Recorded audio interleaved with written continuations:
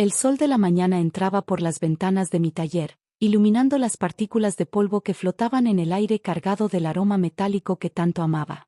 Era sábado, mi día favorito para trabajar en piezas especiales, cuando podía concentrarme sin las interrupciones del teléfono o los clientes urgentes. Me dirigí hacia el rincón donde guardaba mi colección más preciada, las herramientas que habían pertenecido a mi bisabuelo, el maestro Aurelio Mendoza. La caja de caoba tallada a mano estaba vacía. Mi nombre es Ricardo Mendoza, tengo 41 años, y soy la cuarta generación de plateros en mi familia.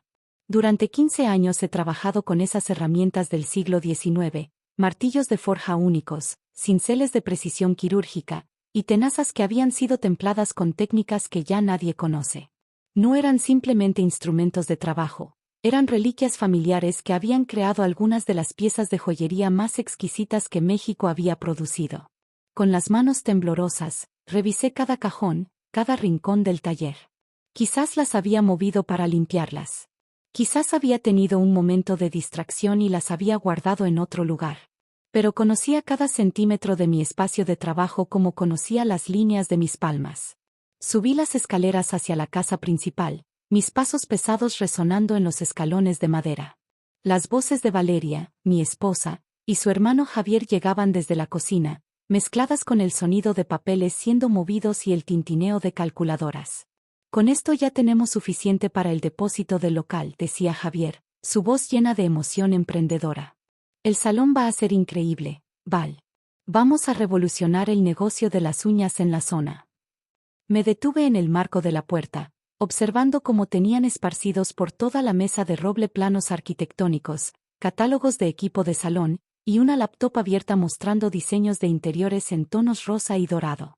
¿Dónde están mis herramientas?, pregunté, mi voz cortando su celebración como el filo de uno de mis cinceles perdidos. Valeria levantó la vista, su cabello recién teñido de rubio platinado enmarcando un rostro que mostraba más irritación que sorpresa por mi pregunta.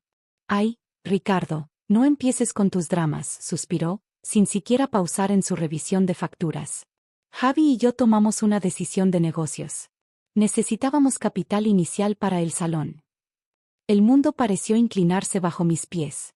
Durante 10 años de matrimonio, Valeria había visto mi trabajo como un hobby costoso más que como una profesión respetable.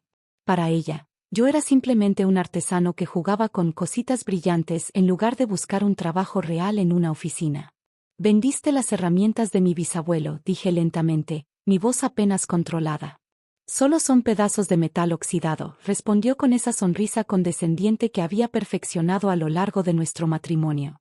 «Javi encontró a un coleccionista que nos pagó bien por ellas. Es hora de que invirtamos en algo que realmente genere dinero». Javier se recostó en su silla, sus brazos cruzados mostrando la confianza de alguien que nunca había trabajado con sus manos para ganarse la vida. «Ricardo, hermano», dijo con esa familiaridad falsa que siempre me irritaba, «tu negociecito de joyitas está bien para un pasatiempo, pero nosotros estamos hablando de una inversión seria. El mercado de la belleza está en auge. Las mujeres siempre van a querer verse bien, ¿no?». Pasé la mirada por los planos esparcidos en la mesa. Glamour Nails y Spa decía el logo en letras cursivas doradas.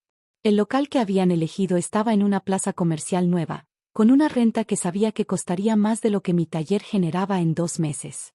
«Esas herramientas tienen más de 100 años», dije, manteniendo mi voz nivelada aunque mi interior se desmoronaba. Eran el legado de 4 generaciones de artesanos.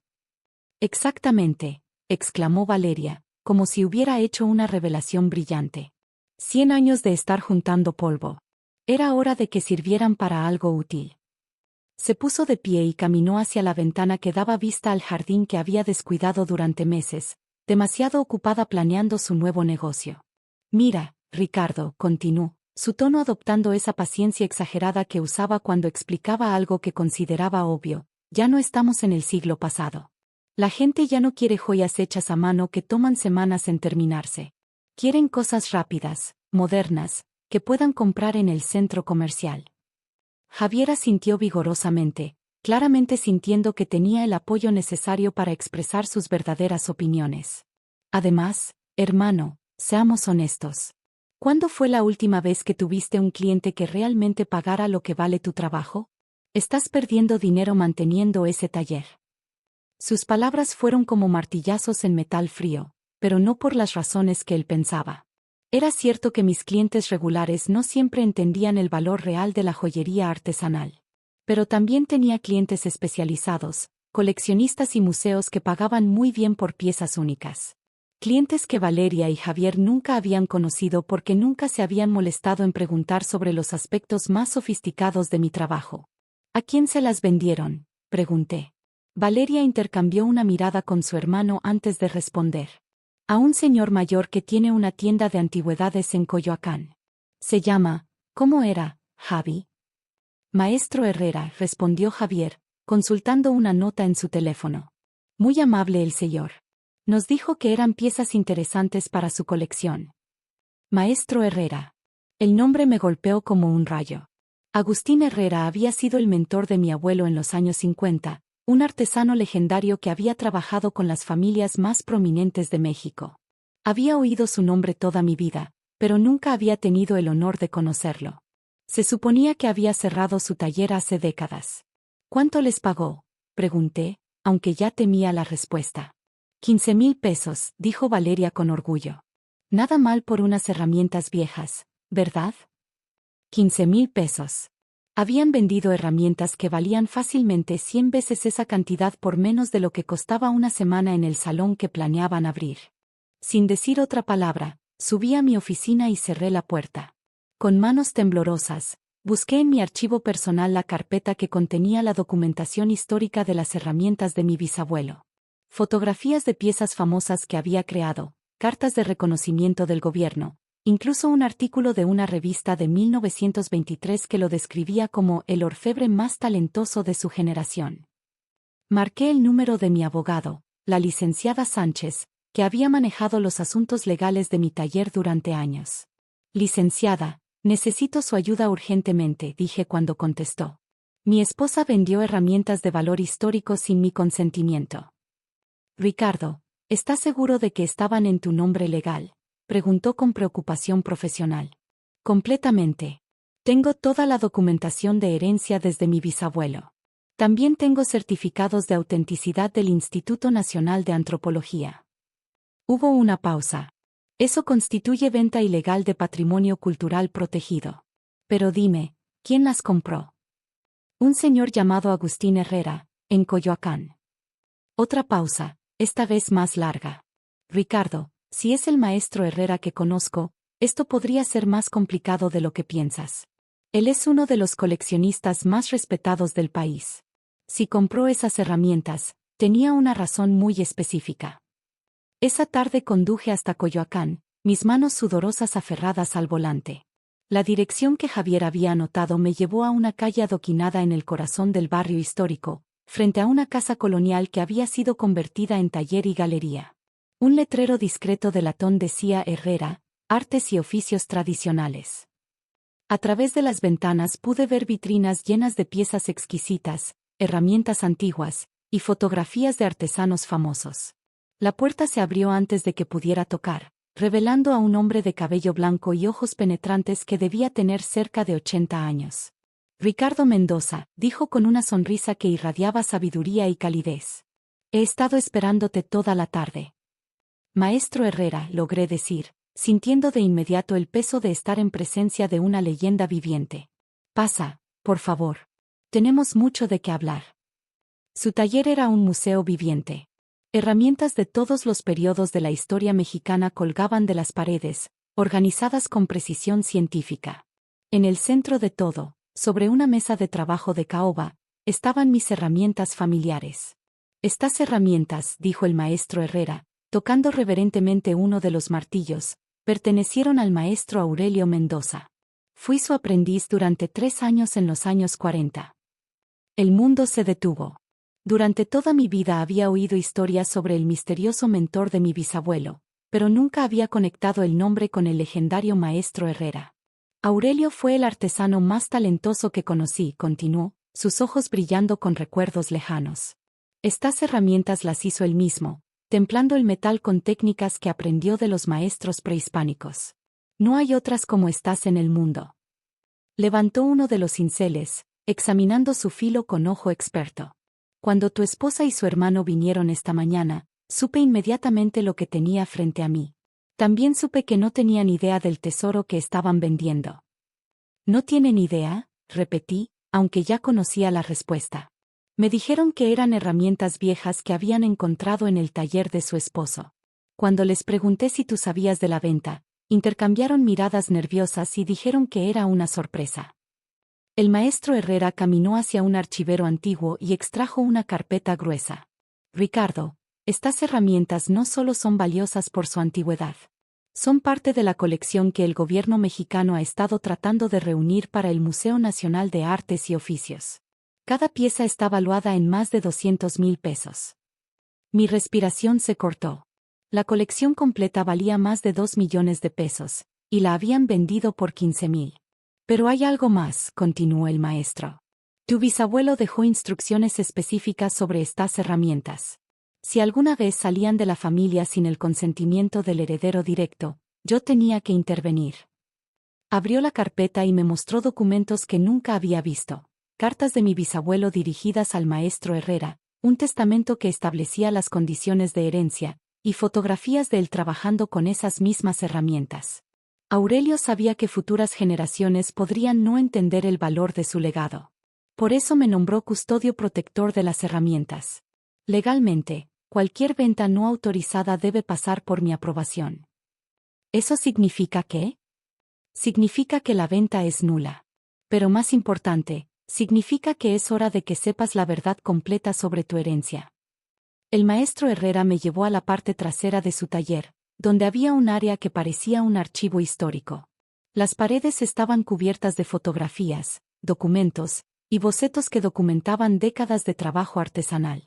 Tu bisabuelo no solo fue un artesano excepcional, explicó, señalando una serie de fotografías en blanco y negro. Fue el creador de la técnica de fundición en plata que usó Diego Rivera para sus murales metálicos. Trabajó con Frida Kahlo en sus piezas de joyería personal.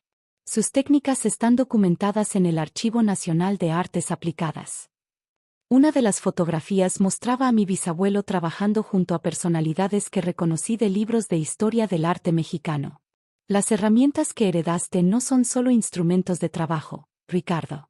Son la manifestación física de técnicas que se consideraban perdidas. El gobierno ha estado ofreciendo comprarlas para preservarlas en un museo, pero tu bisabuelo específicamente las designó para permanecer en uso por sus descendientes. Sacó otro documento de la carpeta. Esta es una carta que escribió para ti, para ser entregada solo si las herramientas alguna vez corrían peligro. Con manos temblorosas, abrí el sobre amarillento. La letra familiar de mi bisabuelo, que había visto en sus cuadernos de trabajo, llenaba una hoja de papel artesanal. Mi querido bisnieto, si estás leyendo esto, significa que alguien ha intentado separarte de tu herencia verdadera. Estas herramientas no son simplemente metal forjado, son la sabiduría de generaciones, la historia de nuestro pueblo grabada en cada golpe de martillo. He visto cómo el mundo moderno desprecia lo hecho a mano en favor de lo manufacturado, pero tú debes resistir esa corriente. Eres el guardián de técnicas que el mundo necesita recordar. Usa estas herramientas no solo para crear belleza, sino para preservar la memoria de quienes vinieron antes. El maestro Herrera te ayudará a entender tu verdadero destino. Cuando regresé a casa esa noche, Valeria y Javier estaban celebrando en la sala principal. Habían abierto una botella de champán y tenían esparcidos por toda la mesa contratos del salón, planes de marketing y proyecciones financieras que mostraban ganancias imposiblemente optimistas. Ricardo, gritó Valeria al verme entrar, claramente afectada por el alcohol. Ven a celebrar. Ya firmamos el contrato del local. En 2 meses vamos a ser dueños del salón más exclusivo de la zona. Javier se puso de pie, tambaleándose ligeramente, y me extendió una copa de champán. Hermano, tenías razón en estar molesto esta mañana, pero cuando veas los números, vas a entender que tomamos la decisión correcta. Este negocio nos va a hacer ricos. Me senté en el sofá frente a ellos, rechazando la copa con un gesto suave. ¿Revisaron los antecedentes del local que rentaron?, pregunté con voz calmada. Valeria frunció el ceño. ¿Qué quieres decir? Me refiero a si investigaron por qué el local anterior cerró. ¿Cuál es el historial de negocios en esa ubicación, si el flujo de clientes potenciales justifica la renta que van a pagar? Javier agitó la mano, como espantando una mosca molesta. Ay, Ricardo, no seas tan negativo. El agente inmobiliario nos aseguró que es una excelente oportunidad. ¿Y el equipo que van a comprar? Investigaron a los proveedores, compararon precios, verificaron garantías. Valeria se puso de pie, su irritación claramente visible. ¿Por qué estás siendo tan pesimista? Deberías estar feliz por nosotros. Finalmente vamos a tener un negocio que genere dinero real, no como tu tallercito. Saqué mi teléfono y marqué un número. Cuando contestaron, puse el altavoz. Maestro Herrera, soy Ricardo. ¿Podría explicarles a mi esposa y su hermano el valor real de las herramientas que vendieron esta mañana? La voz del anciano llenó la sala, cargada de autoridad y conocimiento. Buenas noches. Las herramientas que ustedes vendieron pertenecían al patrimonio cultural protegido de México. Su valor de mercado está certificado en 2.200.000 pesos. Además, la venta realizada sin consentimiento del propietario legal constituye un delito federal. El silencio que siguió fue tan denso que podía cortarse con un cuchillo. La copa de champán se deslizó de las manos de Valeria, estrellándose contra el suelo de mármol. 2 millones, balbuceó Javier, su cara perdiendo todo color. Además, continuó el maestro Herrera, he notificado al Instituto Nacional de Antropología sobre el intento de venta ilegal. Ellos se pondrán en contacto con ustedes mañana para discutir las implicaciones legales. Colgué el teléfono y observé cómo la realidad se instalaba en sus rostros como una bofetada fría. El local que rentaron, dije con voz tranquila, ha tenido 4 negocios de belleza que cerraron en los últimos 3 años. El flujo de clientes no justifica la renta. Los proveedores que eligieron venden equipo de segunda mano a precios de nuevo. Y el agente inmobiliario tiene demandas pendientes por fraude. Valeria se desplomó en su silla, su maquillaje comenzando a correrse con lágrimas que se negaba a admitir. ¿Cómo sabes todo eso?, susurró. Porque a diferencia de ustedes, yo sí investigo antes de tomar decisiones importantes, respondí. Cuando uno trabaja con las manos, aprende a ser meticuloso, a valorar cada detalle, a respetar el trabajo de otros. Me puse de pie y caminé hacia la ventana, observando las luces de la ciudad que se extendían más allá de nuestro jardín. Durante 10 años han visto mi trabajo como un hobby sin valor, han menospreciado las tradiciones familiares, han asumido que porque trabajo con métodos antiguos, no entiendo el mundo moderno. Me volteé para enfrentarlos directamente. Pero lo que no sabían es que mi tallercito tiene contratos con 3 museos internacionales, que mis piezas se exhiben en galerías de Nueva York y París, que el gobierno mexicano me ha ofrecido dirigir un programa de preservación de artes tradicionales. Javier abrió la boca para hablar, pero levanté una mano para silenciarlo. Mañana, cuando llegue el Instituto de Antropología, van a descubrir que intentaron vender patrimonio nacional. Van a enfrentar multas que cuestan más de lo que ganaron en toda su vida. Y el salón que planeaban abrir nunca va a existir, porque sus nombres van a estar en una lista negra de personas que han cometido delitos contra el patrimonio cultural. Valeria finalmente rompió en llanto, pero no era tristeza lo que veía en sus ojos, sino la comprensión tardía de que habían destruido algo irreemplazable por un sueño mal planeado. Ricardo, por favor, suplicó, no sabíamos. Podemos arreglar esto. Pueden arreglar las consecuencias legales, asentí. Pero no pueden arreglar la confianza que rompieron, ni la falta de respeto que han mostrado durante años. Al día siguiente, me mudé temporalmente al taller del maestro Herrera. Él había ofrecido enseñarme las técnicas avanzadas que mi bisabuelo había desarrollado, conocimientos que solo él conservaba. Valeria y Javier pasaron las siguientes semanas lidiando con abogados, pagando multas que absorbieron todos sus ahorros y más. El contrato del salón fue cancelado, el equipo devuelto, y sus sueños de imperio de belleza convertidos en una pesadilla legal. 3 meses después, mientras trabajaba en una pieza especial para el Museo Nacional, usando las herramientas que habían estado a punto de perderse para siempre, reflexioné sobre todo lo que había pasado. El maestro Herrera se acercó a mi mesa de trabajo, observando cómo creaba un broche de plata usando las técnicas que él me había enseñado. Tu bisabuelo estaría orgulloso, dijo con una sonrisa. No solo por tu habilidad técnica, sino por cómo protegiste su legado. Las herramientas se sentían diferentes en mis manos ahora. Ya no eran simplemente instrumentos de trabajo, eran la conexión tangible con generaciones de artesanos que habían resistido las presiones del mundo moderno para preservar algo bello y verdadero. Valeria finalmente pidió el divorcio, admitiendo que nunca había entendido quién era yo realmente. Se mudó con su hermano a un departamento pequeño, donde ahora trabajaban dando clases de manicure básico para pagar las deudas legales. Yo abrí una escuela de artes tradicionales en el espacio que antes ocupaba nuestro hogar. Estudiantes de todo el mundo vienen a aprender las técnicas que estuvieron a punto de perderse para siempre. En la entrada, una placa de bronce lleva grabadas las palabras de mi bisabuelo: el arte verdadero no se mide por su velocidad de producción, sino por su capacidad de perdurar en el tiempo. Y cada mañana, cuando abro la caja de caoba y tomo en mis manos las herramientas que casi se pierden, recuerdo que hay cosas en este mundo que no tienen precio, porque su valor trasciende el dinero.